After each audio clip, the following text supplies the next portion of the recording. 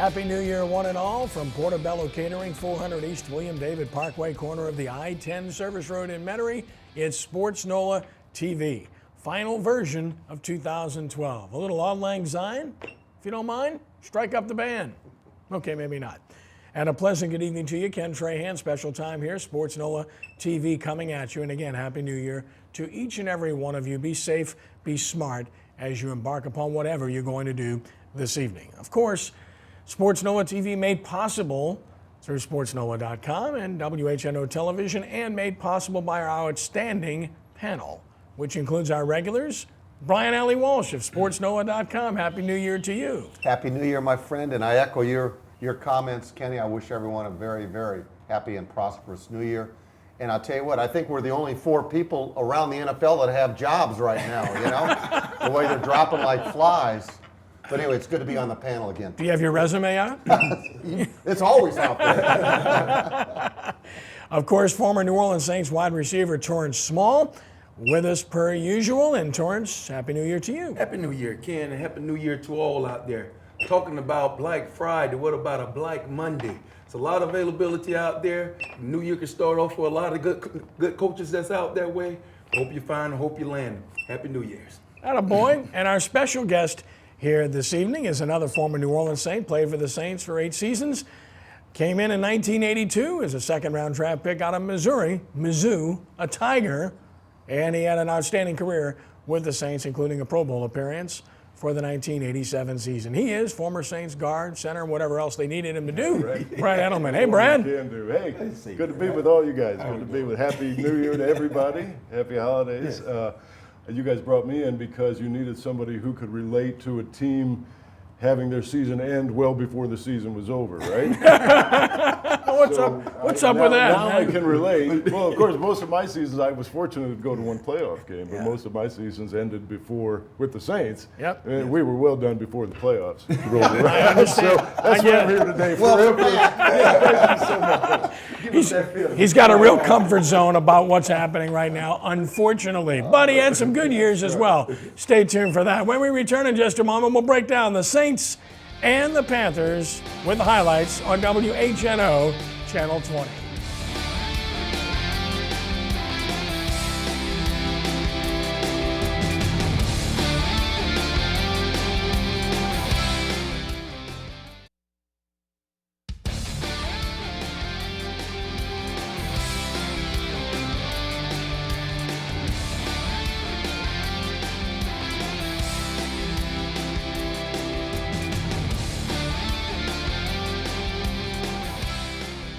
Numbers very impressive for Drew Brees, and he traded all in to be in the playoffs. I can assure you, still, you have to be very, very cognizant of just how good this guy has been over a long period of time in New Orleans. Ken Trahan, sportsNOLAtv, Portobello Catering in Metairie. Go to portobellocatering.com. Best catering you'll find anywhere. You need catering tonight, it's not too late. Call Portobello Catering in Metairie.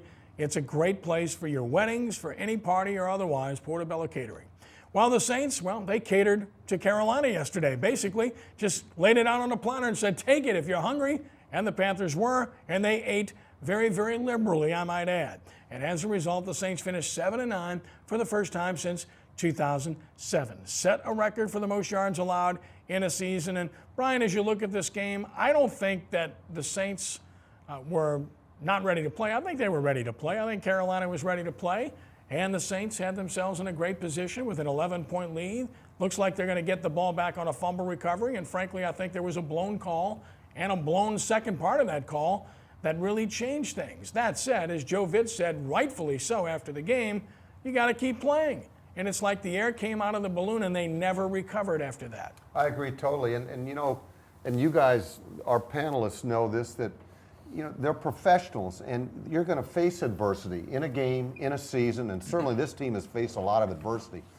But they did not respond at all. You've got to have that selective amnesia, forget about that call, and move and play. And they didn't. I mean, I've never seen a turning point in a game like that. I mean, from that moment forward, Carolina owned the game. But it is. Kenny, you said it earlier in the broadcast, is that game was a microcosm of what this team has done this year. Good on offense, score a lot of points, and can't stop the opposition. know this. Saints gave up 7,000 yards this year, an NFL record. 1,000 of them they gave up to Carolina. 500 on the ground. That's what I was gonna say, You know, yeah. 500 on the ground. So I think the players said a lot of it, Kenny and guys, is that they were, you know, it's good the season is over. It's unfortunate it ended this way, but let's move on to a brighter tomorrow. Special teams are another major problem for this team, Torrance, in my estimation. As you look at their performance, their kickers are fine. Hartley had some moments that weren't so great, but he had good moments as well. He was fine. Thomas Morstead, a Pro Bowler, kicks off terrific, great punter. He can even run, and the guys had to make too many tackles as well because their coverage teams were basically awful the second half of the season, and their return game was basically non-existent most of the year. Well, it's three parts to each game. You have offense, you have defense, and you have special teams. One thing we know, we're not that talented on defense, and that's part of our tackling. And those are some of the guys that are playing our special teams right now. We're just not that talented. We don't have guys that can get off tackles. We don't have guys that have enough speed. We don't have guys that can that are shifty enough. We have Darren Sproles back there that can probably can get away, but guys are not blocking when he does get opportunity to catch the ball. Anytime your kicker has to run down a speedy guy, which he showed some speed, may I say, he showed a lot of speed, but that's not going to happen. If you want to have a competitive team, I tell you, have it where players are competing at practice for starting positions, not just for special teams. Guys want to play. I don't think we have enough talent. I don't think we compete hard enough at practice, and I think that's where everything starts. They have to get more competitive at practice because those are the guys that have to play special teams. Those guys that want to play, those are competitive guys. Brad, as you look at this team, and you've been in a lot of those games where you really had nothing to play for. I mean, it was not a game where, and you said it Well, earlier. it's funny, No, but it's a fact. So, It's true. because, Thank you. and I ask you this, and it's really not funny. I mean, I'm asking you because you were part of this, Yeah. whether it was 82, 83, 84, 86. I mean, any of the years where you didn't have anything to play for. From a player's perspective, did you ever go into one of those games thinking, hey, we're not ready to play, we're going to get whipped here? There are games throughout my career, I wouldn't say in those early years, but there have been a couple of games throughout my career where I felt the team was either too tired. I always felt we were prepared, but there were times at the end of the season in particular where I said, you know, we're worn out. Now, that being said, it's difficult. And you think we're all professionals, we get paid a lot of money to play the game, but it's difficult when you have nothing to play for to drum up the same energy and excitement as a team and as an individual probably to play when nothing's on the line as opposed to when you're going to play whoever the opponent is to win the division or to keep a home field seat throughout the playoffs. So easier said than done, but we know you do have to, you play, and you play for personal pride too. Yes. You're playing here because you want to be a good ball player, so you don't take any time off. And but as a team, there's a chemistry that's different, and you just hope that you can rise to the occasion. Kenny, Brad, you bring up a good point, but you know, if you look at the starting defensive lineup, now they were missing Greer and they were missing Malcolm Jenkins to IR. Their starting backfield was Mack, Harper, Abdul Kudus, and Patrick Robinson. Well, Patrick Robinson is a hit and miss player in my opinion. He makes some good plays, and then he doesn't make some good plays. Kudus is a backup. He's a special teams guy. I think he showed enough to merit a further look. Frankly, I think he showed the ability to close on the football in the last couple of games They might be- that I might not have seen from the other guy, Yeah, frankly. and- I think he showed and enough to merit a Mack further is a look. journeyman, a veteran, Yes. okay, and Harper And is a Patrick starter. can't play. There's another guy, all right? Patrick can't play. Right? Yeah, and Patrick, yeah. So, I mean, you know, you start right there, but they did have their front seven were there, and they weren't making tackles. So, it's just, like I said, it's just a big picture of what's happened this season. Well, the one thing I said it earlier, the one thing you have to have is be able to compete.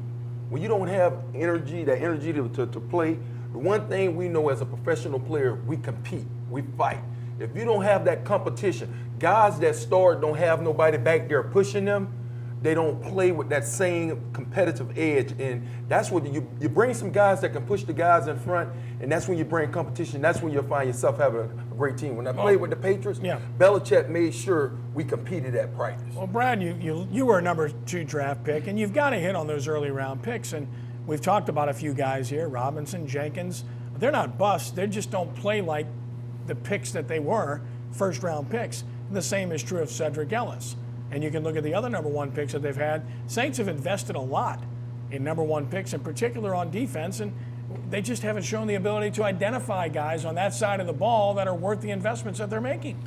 Well, interestingly enough, quite the opposite might be true, is that they find diamonds in the rough all throughout the year, or when somebody goes down during the season, during the off season. I think they've done a magnificent job of scouting and bring people in here who can make the club and play. But you're right, as far as the first round picks, I don't think that they perhaps performed as well as we would anticipate. Let's take a look at the Saints schedule as we conclude this particular segment, because the schedule is now set for 2013. Home games, the Falcons, Panthers, Buccaneers, of course the division rivals, the Cardinals, 49ers, Bills, Dolphins, and Cowboys. Away, Atlanta, Carolina, Tampa Bay. Then it's St. Louis, Seattle, New England, New York, and Chicago. Brian, about 30 seconds. That road schedule is tough. It really is. You're looking at 5 games out in the elements, and depending on how the schedule maker puts them on the road, I know they don't want to be playing New England in December or Chicago in December or even the Jets in December. So I mean, there's a lot of potential problems that they're facing. Yeah, those are some very tough places to play. We can touch more on it as we move further on in the show. When we return in just a moment, we'll take a trip around the NFL and review yesterday's results and the playoff schedule now set on WHNO Channel 20.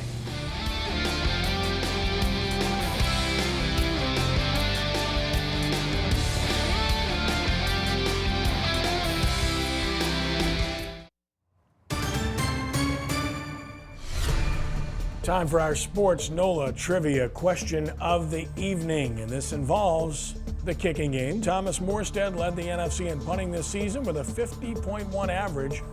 Who was the last Saint to lead the NFC in punting? Was it Tommy Barnhart, Ryan Hansen, Mark Royals, or Klaus Wilmsmeyer? Take it under consideration. Think about it. We'll have the answer for you a little bit later on in the show. Ken Trahan, sportsNOLAtv, Portobello Catering, 400 East William David Parkway in Metairie. Go to portobellocatering.com for all of your catering needs. You'll get everything you could ever imagine from Portobello Catering. And the NFL offered everything you can imagine on the final weekend of the season. Lots of drama to determine final playoff teams and also to determine champions and pairings. And it's all done now as a result of these results as we take a look at scores from the final weekend of the NFL season. Of course, Tampa Bay beat Atlanta. Falcons played their starters, got beat 22-17. Buffalo wasn't enough to save Chan Gailey's job, beat the Jets, and somehow Ryan keeps his job. Imagine that. Cincinnati over Baltimore, 2 teams heading to the playoffs. The Bears did what they had to do and beat Detroit for their 10th win. Wasn't enough for Lovie Smith. He's out as head coach. Indianapolis, remarkable season. Beat Houston, who's really reeling heading into the playoffs. And it was the Giants doing what they needed to do. Eli had 5 touchdown passes, clobbered Philadelphia, and Andy Reid's done in Philadelphia after a storied career. Pittsburgh beat Cleveland, and Fritz Shermer's done in Cleveland. Tennessee beat Jacksonville. Both coaches survive, apparently.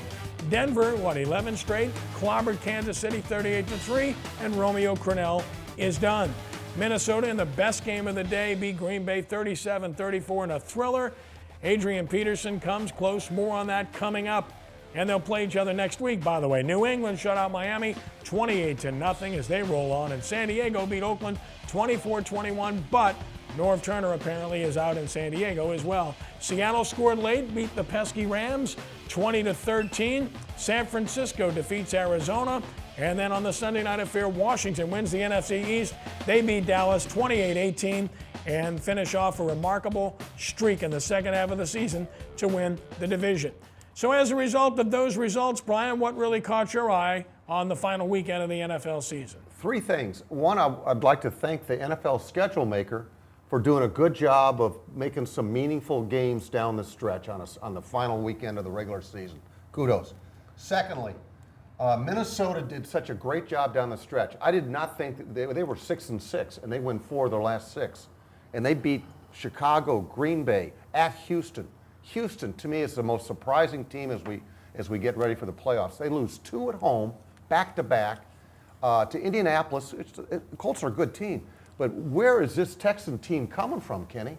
I mean, here they have to win one game to clinch home field, and they can't do it. Doesn't bode well for them as they enter the playoffs. Torrance? I'm going to say Minnesota-Green Bay game. Let's look at this. Green Bay coming in have opportunity to rest some guys. They had some injuries, had an opportunity to come win a game to have a first week bye, and they don't get it done. Two, the way Minnesota is winning ball games. This is a pass-happy league, and here they come and they run the ball with Adrian Peterson. Here's a guy came up 9 yards short of breaking the record. Hell of a season, hell of a game. Took him to the playoffs. I think he had a marvelous season, and I'm happy for my good friend over there, Leslie Frazier, way to take the Vikings. And no doubt that they did a great job, and Christian Ponder really played well in that game against Green Bay. He'll need to do that moving forward if they want to advance as they play at Green Bay next week. For me, it's the Colts. Listen, they are just an incredible story based upon where they were a year ago, and they finish it off, as Brian mentioned, by beating a good team to end the regular season and go into the playoffs on a high, even though they'll have to go on the road. This team won 11 games, 11. Totally remarkable after winning just one a year ago. And Chuck Pagano returned to the sideline yesterday. Very emotional speech before the game. They played for their coach. He did a great job. Bruce Arians handled himself in marvelous fashion. This team did everything it took to win games because they actually were outscored over the course of the season and won 11 games, which tells you that they understand what it takes to win. And oh, by the way, they've got a special young quarterback. Let's take a look at the playoff picture as we head into the postseason and the matchups that exist as well. First of all, the NFC wildcard matchup Saturday, the Vikings and the Packers. Haven't we seen this before? And then on Sunday, the Seahawks at Washington. That's right, the team from Washington State playing the team in the nation's capital called Washington, and what should be an intriguing matchup as well. Okay, so you look at these particular divisional playoffs. You've got the lowest winning seed from the NFC wildcards against the Falcons, and the highest winning seed from the NFC wildcards taking on the 49ers, who are, of course, the bye teams going in, Brian. How do you see the NFC, Brian? Ooh, well, you know, as we said, Kenny, it changes week to week. It really does. A week ago, I liked Seattle and Denver playing here in the Super Bowl 47. I don't know. I really, truly don't know. I know this. I am looking forward to the wild card game on Sunday involving the two rookie quarterbacks. Russell Wilson going against RG3 in Washington. I think that's just going to be a dandy game. Yes, I think the young guns. I'm with you on that. I'm ready to see the two young guns go at each other. I wish RG was 100%, but hey, here's a guy going out there playing. He's the definition of a professional, playing at a high level in spite of, and that's the one thing that he is doing. And I like to see if Minnesota going to be able to run the ball. Green Bay, can you get a stop? Will you be healthy enough to stop them? It might be an upset there. Brad? Is it possible to see Houston, or excuse me, not Houston, but Indianapolis and Denver? Would they potentially meet up in these playoffs? Oh, yeah, sure. Of course. That's on the AFC side, which we'll get into in just a moment. I'd like to see that matchup down the line here. Okay. Well, speaking of which, let's take a look at the AFC and the matchups that are coming up this weekend. First of all, the Bengals and the Texans. And again, Houston limping in with the way they're playing. Good chance for Cincinnati here, I believe, on the road. And then, of course, there's the matchup. The Colts are going back to Baltimore again. And the fans there have never forgotten, and they loathe looking at those uniforms. But still, you got to give the Colts a real shot in this game. Those are the matchups. Okay, and then the bye teams, Denver and New England, the lowest winning seed, will play Denver, the top seed, and of course New England will get the highest winning seed from the AFC wildcards, and the Patriots get them at home. Okay, to me, the AFC is a little bit clearer, Brian, from where I'm sitting. I think Denver's the team to beat. Yeah, I agree with you in the way they're playing. 11-game winning streak. Started with the Saints way back in October. Yeah, you know what? I tell you what, if I'm Indianapolis and if I'm Cincinnati, gentlemen, I'm not scared to go to either one of those venues. I think Cincinnati's got a good chance to beat Houston, and I think Indianapolis has a good chance to beat Baltimore. I wouldn't be scared at all, as they say. Scared. It's a new word, Torrance. Scared. I wouldn't be scared either. I wouldn't be scared if I had an Andrew Luck on my side. I would go there. I wouldn't limp in. I'd go in excited. Hey, they're a team that's riding on a lot a lot of excitement right now. I think they can go into Baltimore and win this game. Brad? Which game? Any of the AFC. The AFC as a Oh whole. yeah, Who do you no, like? I'm just going to reiterate. I'm just looking. I want to see Manning versus Luck. That's what I want to see in the AFC. Yeah. Be great for television. Oh, you talk about an incredible story. Great for television. It could happen, but Yes, I mean, it let certainly me tell you could. something. It's remarkable, and of course, you've got a lot of guys that certainly deserve credit for where they are right now in terms of their teams. And when we return in just a moment, our hot seat segment will talk about who the best of the best are. Who's the MVP of the NFL? When we return on Sports NOLA TV.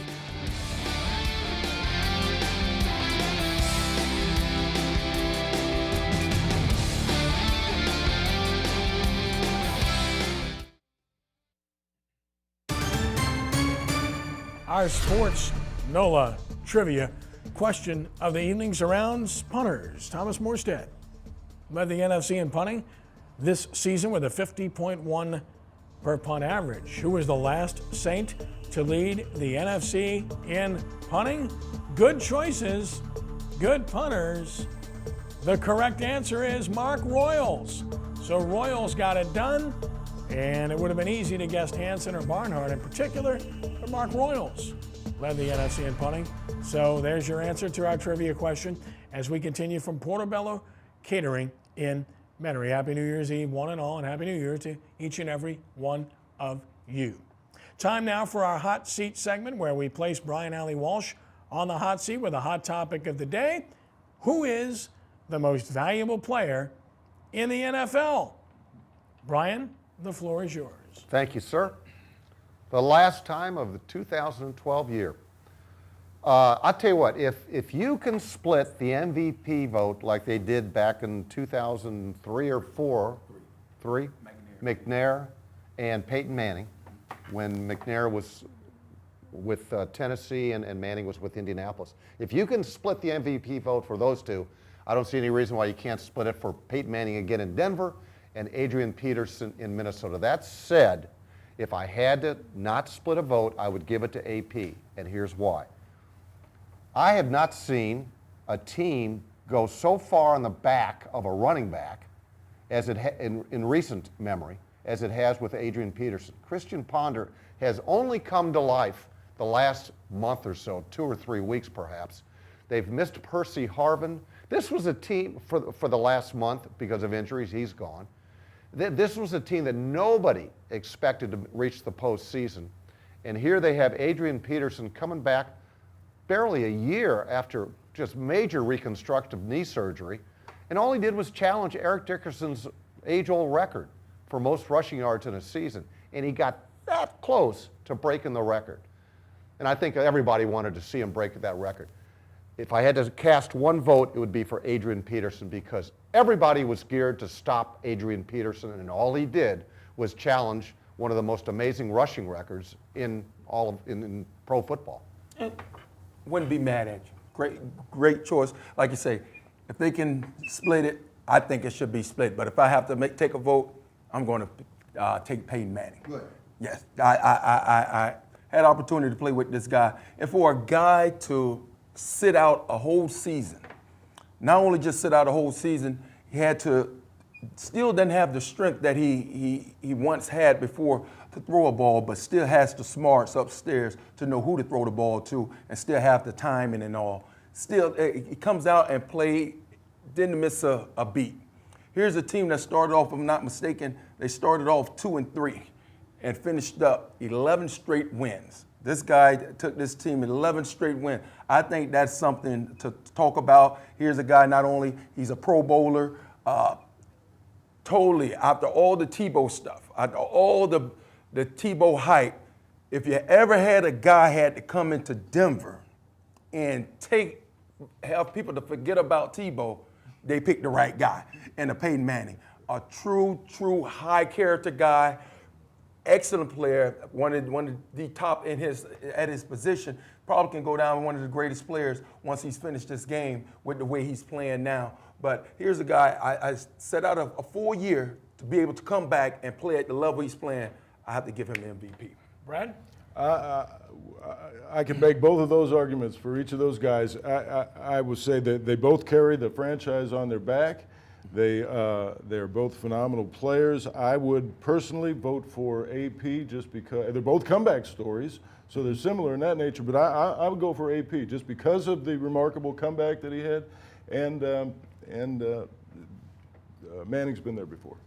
Excellent choice, my friend. Yep. But it is hard to go against Peyton Manning. It truly is. I mean, he's a remarkable story. The only reason I see the difference, if you remove each player, I don't think either team is in the position it's in today. That said, I think Peyton Manning walked into a good situation, Kenny. I really do. A better situation than Adrian Peterson had up in Minnesota. Well, I think Peyton Manning, for one, I think he raised the level of everybody around him. He raised their level, he raised their intensity. He taught them how to prep for a game. Everybody preps different for Denver because of Peyton Manning. The coaches prep different because of Peyton Manning. Now, I think not only just his teammates, but his coaches as well. He raised everybody level of intensity and level of play. Get your hand out of the way. That gavel's coming. It's time to render a verdict on this hot seat topic, and it's a hot topic, and I think these guys make lucid, valid arguments on both sides. But why did they ignore Tom Brady? I'm just asking, considering the way the Patriots performed this year with some guys you've never heard of. They interchange receivers, running backs, whatever the case may be every year, and the guy still plays at an impeccable level. They just missed the number 1 seed. Had they gotten it, I might have voted for him, but I'm not. If I had a vote, I'd vote for Adrian Peterson. And here's why. The Vikings were a 3-win team a year ago. 3 wins. They had a rookie quarterback in Christian Ponder who was back for a second season. By all accounts, nowhere near ready to carry a football team. Clearly a bit improved, but nowhere near the top status in terms of quarterbacks of the NFL. Adrian Peterson put this team on his back in every way, shape, or form. I love Peyton Manning. Everyone knows how close I am to the Manning family, and the fact that Archie and I have done shows together for many years and still do a lot of things together is a testament to that. And Peyton had an incredible year. To come back from what he has come back from is remarkable, and he played great.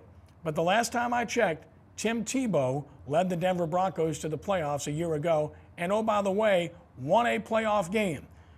As was stated previously, the Broncos had something coming back. They had talent on this football team, and therefore it was ready-made for a top-shelf quarterback to get them to that next level, which is where it appears they are, although they haven't played a playoff game as of yet. I simply think that based upon where these teams were and what each player meant to their team, that the Vikings had a much further road to travel than did the Broncos, and therefore Peterson would get the nod. But either one of them is richly deserving. And as I stated on a previous show here on SportsNOLAtv, I'd love to see the awards split. Comeback Player of the Year to go one way, MVP to go the other way, because they both came back from unbelievably difficult injury circumstances to perform at the very highest level, the elite level, the top shelf, the very best of their profession at their respective positions. It's hard to argue either way, but clearly you got to make one choice. And if you do, I think you got to go with Adrian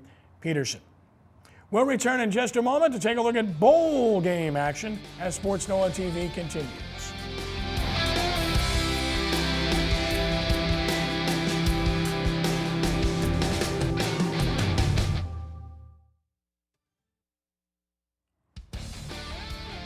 SportsNOLA.com is the place to be on the web anytime, anywhere for the top sports stories in New Orleans and Louisiana and around the country. You'll get Saints Panthers analysis. Also, the National Prep Basketball Classic preview, sponsored by the All-State Sugar Bowl, which is coming up later in the week. Bowl game coverage, be it the Sugar Bowl, of course, the Chick-Fil-A Bowl, and much more. All the bowl results are there. And our first NBC video updates, among other elements, at SportsNOLA.com, the place to go each and every day to get your information. Ken Trahan, SportsNOLAtv from Portobello Catering at 400 East William David Parkway in Metairie. The LSU Tigers embark on their latest bowl venture tonight, shortly, against the Clemson Tigers in a battle of Tigers and schools that call themselves Tigers and both play at places they call Death Valley, and they both have the same records. Now, Brian, LSU's been very, very good in this bowl game. 5-0 all time. We all remember them dismantling Miami in this game not too long ago. Clemson 2-5 in this bowl game. LSU leads the series 2-0. And LSU has been very good against the ACC. So you would think it tilts a little bit toward LSU, but as we know, bowl games are all about attitude and who shows up to play. Yeah, and you know, when you have this almost a 5-week layoff between regular season ending and the bowl games, you just, you know, you hope that and we know what happened to LSU the last time they faced in a bowl game, so you hope that they come out better prepared. This is one of the more interesting bowl games, in my opinion, because you're talking about a top 10 defensive team in LSU against a top 10 offensive team in Clemson. And boy, those Tigers from Clemson can put up points and they can pile up yards. I think they had 2 games this year, Kenny, when they got 700 yards or more. Okay, now that's a lot of yards in any kind of football game.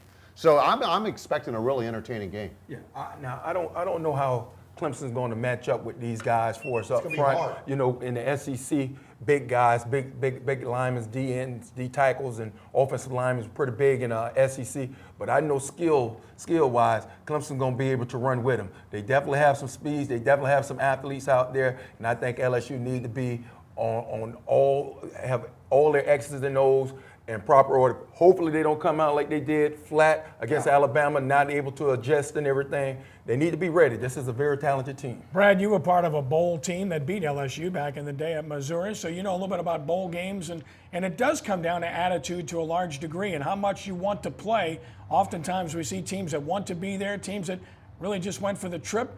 Bowl games are often about attitude, aren't they? Oh, well, it's like any other game, but bowl game especially, right? Because it can either be a play time, or it can be work time, or it can be both. It really needs to be both. As a player, you want to enjoy it. As a player, you want to enjoy it, obviously, but you got to go down there to win a ball game. And that is money involved, politics, it's conference competition. You know, there's a lot of things going on. Plus, it can be a lot of fun. Well, I look at this game, and I look at it as an attitude game largely, but I look at it, as was mentioned, as a great matchup, because LSU has elite defensive players, many of whom will be drafted very high, many of whom are going to declare for the draft and be drafted high, I should say. And then Clemson has a bevy of outstanding receivers, all of whom are ranked very highly, a very athletic quarterback that's going to get a chance to play in the NFL. It is indoors, perfect conditions for the offense. To me, this game comes down to who establishes its will upon the other. LSU wants to win time of possession, control the line of scrimmage, and keep the ball away from Clemson. As we know, Les Miles wants to run the football. If they can do that successfully and keep the football, they're going to win the game. If they do not do that and Clemson gets the at-bats, as it were, that they want to get, then they've got a great chance to win the game. History suggests that LSU is really good in this game and that LSU is very good against the ACC. And also, history tells us that LSU was an embarrassment the last time they played in a postseason bowl game, and I think that weighs heavily on them, and I think they're very motivated to play this game and redeem themselves to a degree as a result. So as a result, I definitely think LSU will win this game, but I do agree that it's one of the more intriguing matchups and could turn out to be one of the better bowl games among all of the bowl games that we're going to witness during the course of this bowl season heading into the new year. The All-State Sugar Bowl is an intriguing matchup as well, as the Florida Gators take on the Louisville Cardinals. Again, we've got a pair of 10-2 teams matching up on Wednesday at 7:30. First Sugar Bowl for Louisville, Florida's 9th overall Sugar Bowl appearance, tied for the third most ever. They're 3-5 in this game.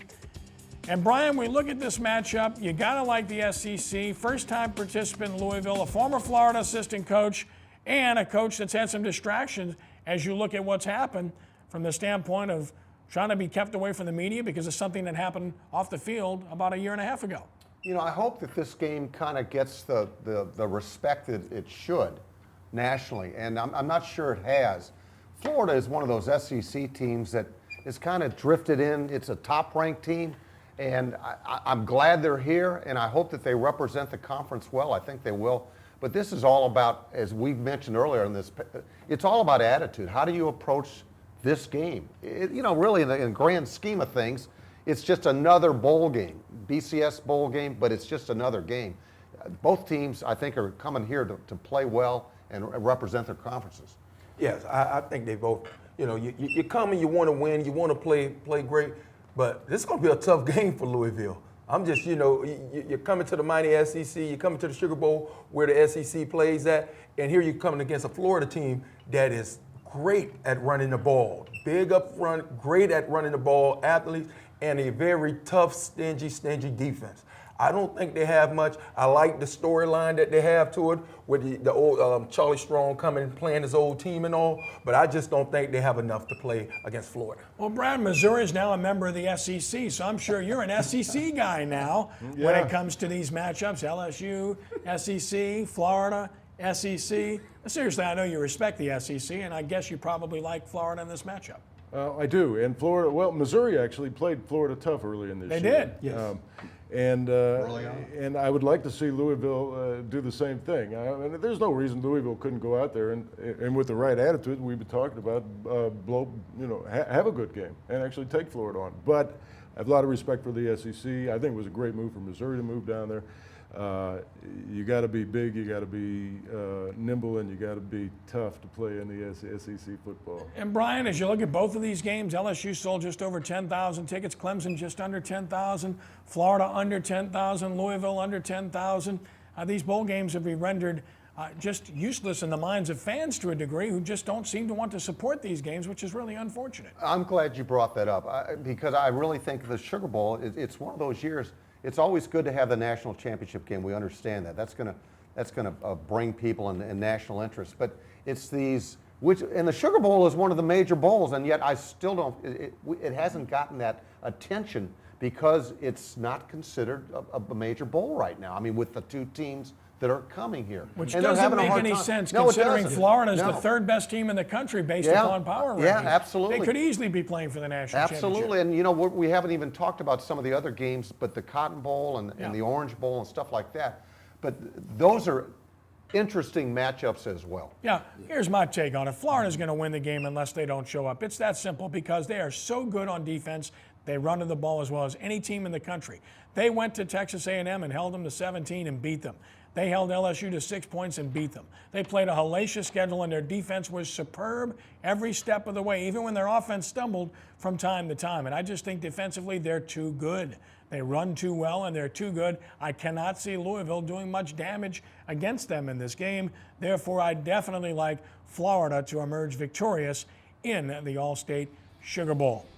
We'll take a time out here. When we return, we'll take a look at what's to come with your New Orleans Saints as we continue from Portobello Catering in Metairie on WHNO.